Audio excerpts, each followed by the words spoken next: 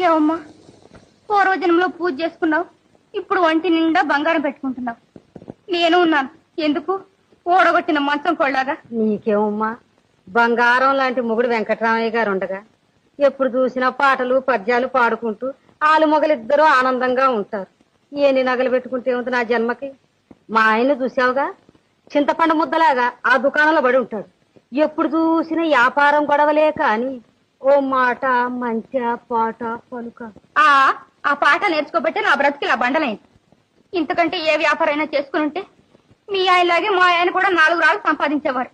మీ ఆయన్ని మా ఆయనకి సంగీతం నేర్పమని చెప్పు, మా ఆయన్ని మీ ఆయనకి వ్యాపారం నేర్పించమని చెప్పు. అమ్మా ఆ పని చేద్దు, నీకు పుణ్యం ఉంటుంది.